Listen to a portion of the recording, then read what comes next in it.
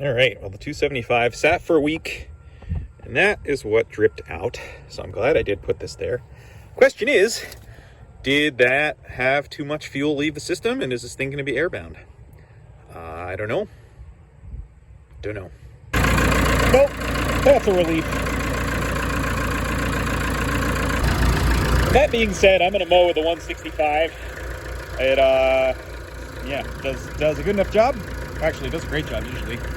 And I don't want to push my luck with the 275. I'd rather have that leak get as not worse as possible and use that for baling on the steeper ground. Fix it after the season. It's September. Things always start to break a little bit, as long as I can keep it out a little bit. Well, here's what I'm knocking down today. Some prolific third cut. This is the field the dairy in town chops first cut, usually in May. Took second mid-July. It's now mid-September. Here I am. So we'll see what's here. I did not put down fertility on this for third cut. I sometimes do, but with the way the year has been going, I didn't. We'll see what's there. The question is whether the hurricane that's going to be out to the east of us will have any backwash that comes this direction. With any luck, it'll actually just be really high winds. Well, not about high winds, but high for here. 20 to 30 mile an hour winds all day, Saturday night, Sunday, maybe even Friday night too, today being Thursday. So we'll see what happens. The sun might play hide and seek. We may get a pop-up shower, but we're at the time of year now where I'm going to run out of haying weather before I run out of grass. So let's try it.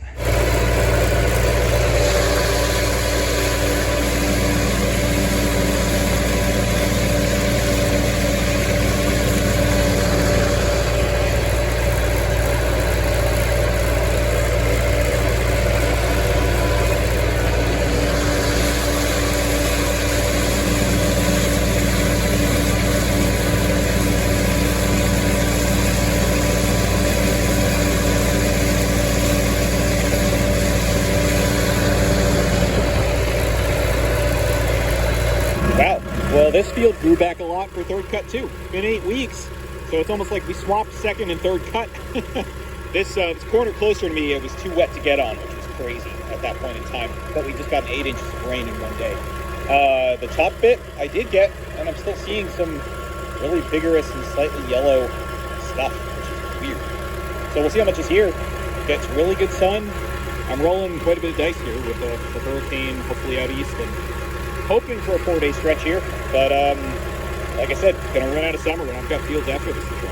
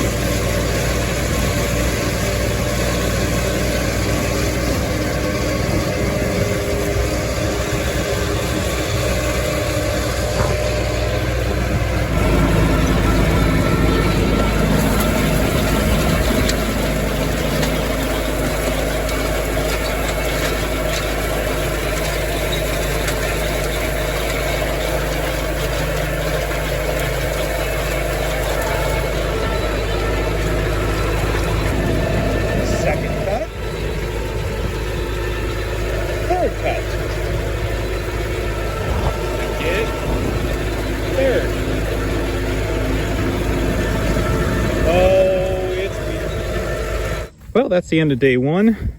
The wilt and the dry down's going quite well. I did ted it twice because I'm not quite sure how early I can get out here tomorrow. So after the top dried quite a bit, I wanted to get that wetness up and exposed and have the good breeze do its thing this evening.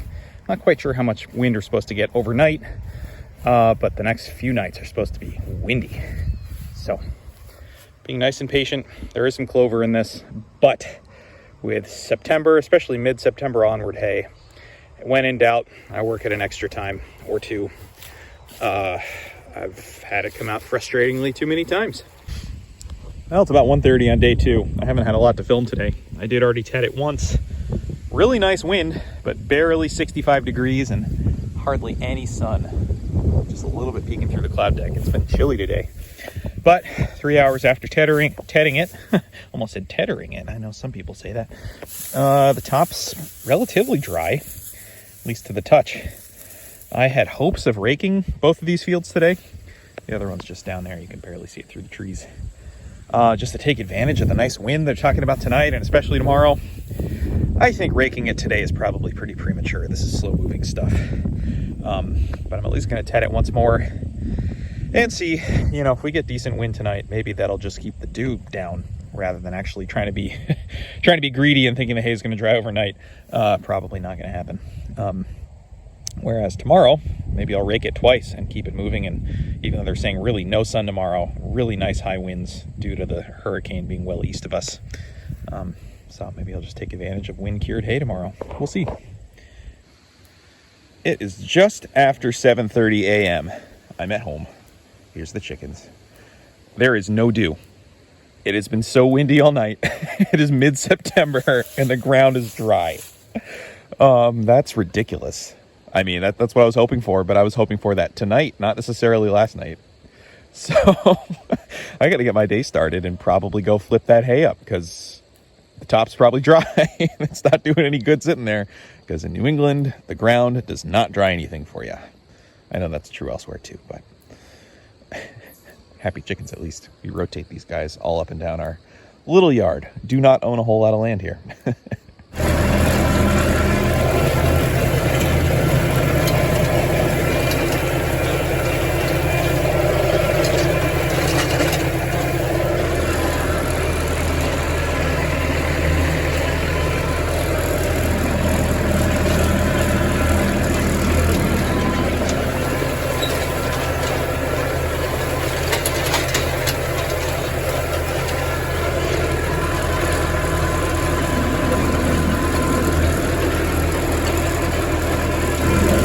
Try to switch up where the tether's grabbing from. They moved over like a quarter of a tether width, so I'm straddling the swaths from the last time. Look at the volume on this field. I mean, it's just flattened with a dry top until I flip it up.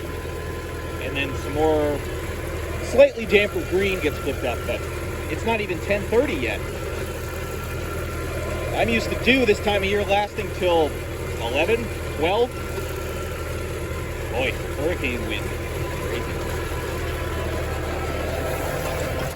Wow, we're getting some sunny breaks here. They're saying Hurricane Lee is pulling farther east. Fingers crossed for people in Maine, Nova Scotia, etc. But sounds like, as far as Massachusetts is concerned, rain shouldn't even move farther west than Worcester, and that's quite a ways east of us. Sun's peeking out. They say that might start happening more as the day goes on with still more windy conditions. This is great. I don't plan to try to bale anything today, but I'm ready to try some if it's ready.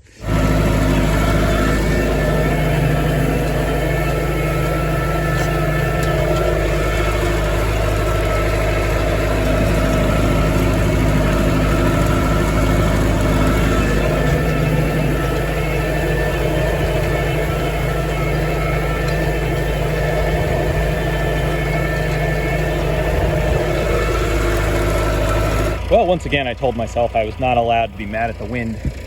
The wind is responsible for at least half of the dry down we've gotten, but these rows are already blown all over the place. Suppose I could have waited, but I really don't like waiting till the day of baling to rake something up and find green stuff that the tether's been missing. Not seeing too much here, but getting this up and getting the wind to blow through it is great. Gosh, it almost feels, it's tempting to try to bale some today, but tomorrow is supposed to be nice and sunny, much less wind. And with this being mostly orchard grass, while the leaves are perfect, there's still these little micro stems in it that I know are holding onto a little bit of moisture. So, with this stuff being so beautiful, the last thing I want to do is make bales that feel good at first, and then a few days later have a moisture spike because of the stems. So, gonna go rake the other field and be patient. Oh dear. I hope this wasn't a big mistake. Oh no. Woo. Well, as long as it stays in the field, right? Oh, jeez. Oh, jeez.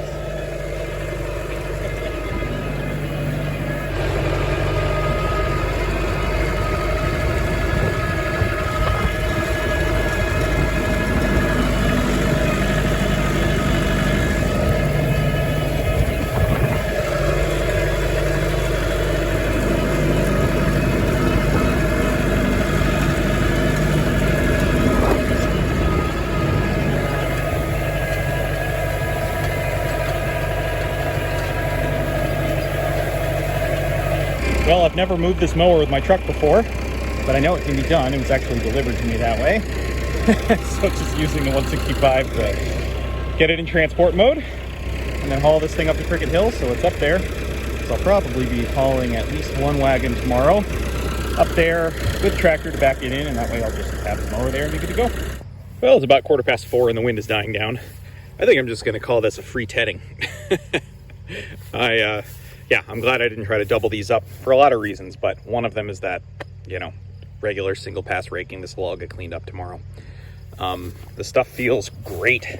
Took a lot of willpower not to try to bale some of this today.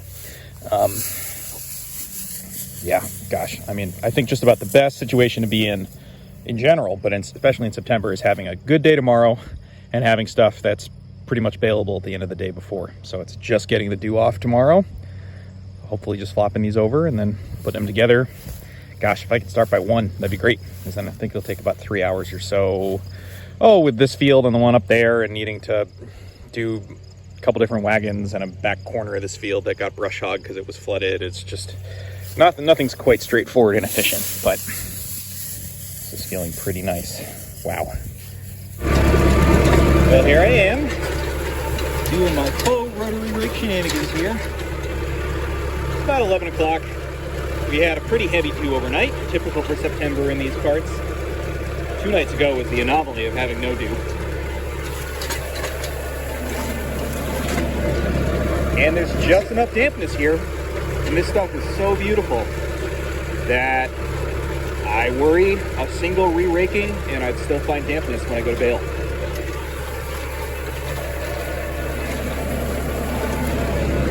So as usual, when I do this, I can be super gentle, nice low RPM, and just tease these windrows apart. Get the nice air and sun going through them. I can't quite decide if I'm going to do this with the other field too that's just up there. That stuff seemed drier, gets much better morning sun than this field does. So I'm still a little up in the air. I got to look at the timing. I may just go rake that and come back and rake this, and then plan to bale this first and then get the other field one time. I got to see how my timing goes, but man, doing third cut, especially second half of September, which we're officially in, when in doubt, I work at the extra time. God, the alternative is way worse. Way worse.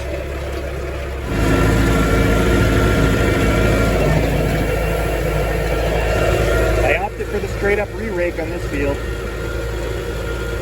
By all means, that's what I should be doing, as far as the quote-unquote right way to make hay. But there's a lot of green in there. It should be dry green, but it just makes me a little nervous. But this stuff's going to sit for another probably 3 hours before I bale it, so that should be enough.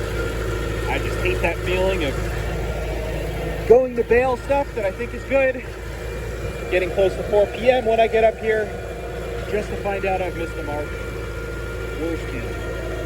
So we'll see.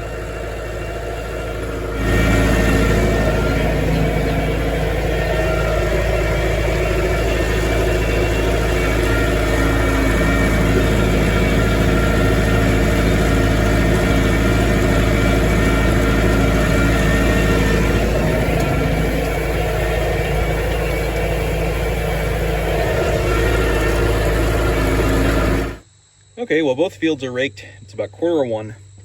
I think I'm glad I'm not fussing around with the one above the cemetery of having tedded that out and then now going back to re-rake it. I've definitely boxed myself into a corner this time of year with trying to push off baling late in the day and then running out of daylight, or at least the dew starting to set in at 4 p.m. Hopefully it'll be a little later than that today. So I think I'm going to have a quick bite to eat. I might just pop up there and check those windrows and see whether I should task my dad with flopping them over in an hour or so. And then hopefully start baling this by 1:30 anyway. Kept all the windrows singled except for the very middle in the far back there where it just felt more efficient to double them up. But as I've said in the past, I do prefer, especially in September, to avoid doubling up windrows when I can avoid it. I'd rather just bale in a faster gear. Nice flat field. Oh, would you look at these guys? They are landing right in the pocket of 8 to 12%. I'm seeing some areas of the field that are closer to 10 to 12, others that are 8 to 10. Got the tension well adjusted. Oh man, this is two times around the field. So I don't know if there'll be 100 here, but man.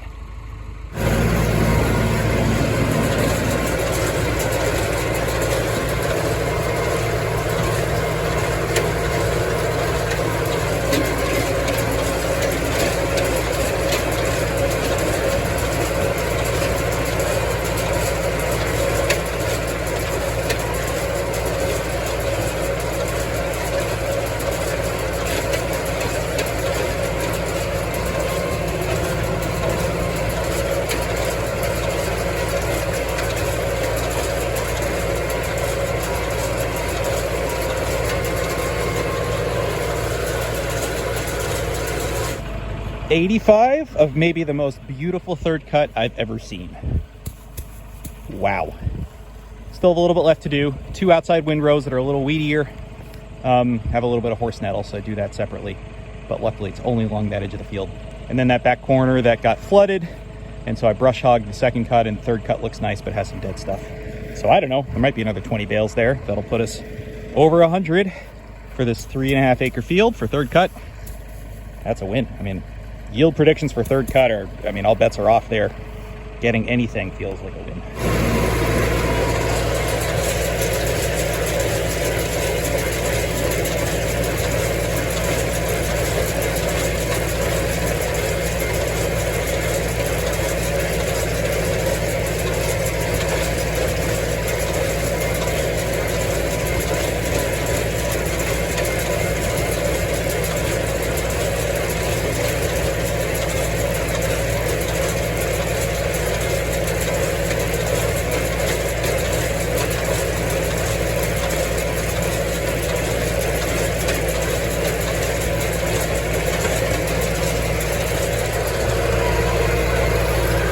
Well, 20 more bales just from the outside windrows on that side.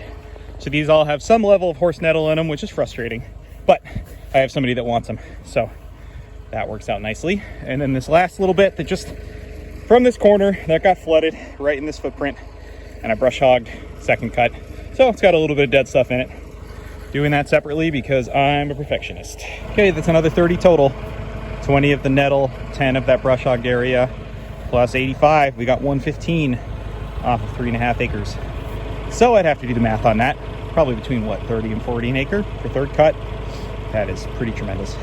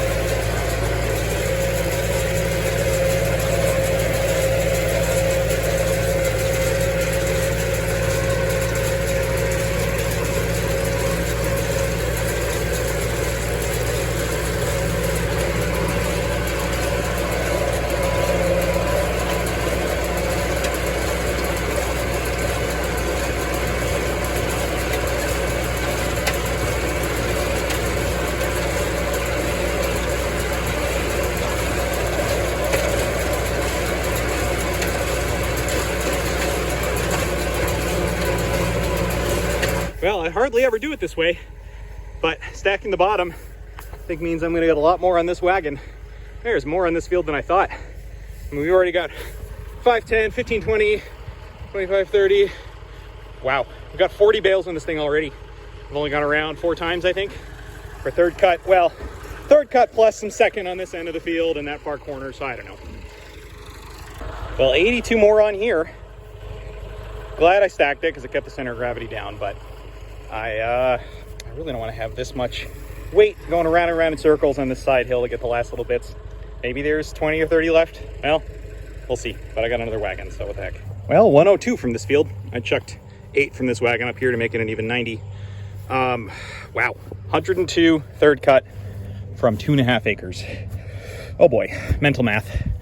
Definitely under 50, but I don't know, does that put us like 35, 40, something like that? Bales per acre, that's pretty great too. Yeah, I guess that's similar yields on both of these fields. I was trying to think what caused this one to feel like it yielded so much higher. I'm sure the corner of long growing second cut here, as well as in the 2 tongues on the far side of the solar panel, I didn't do when I did that really early second. So those regrew for a long time. So I'm sure that helped. And also I fertilized prior to second cut here, but only by about 2 weeks. So I think a lot of that fertilizer was probably still doing its thing and kicking in that third cut regrowth.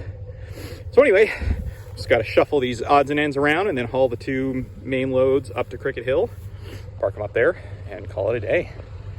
Wow, there's some rain out in New York, but it's still a couple hours away. So that's a couple, maybe even 3 hours, I'm not sure. Knock on wood, plenty of time. All right, well, both main wagons are in the barn, safe and sound.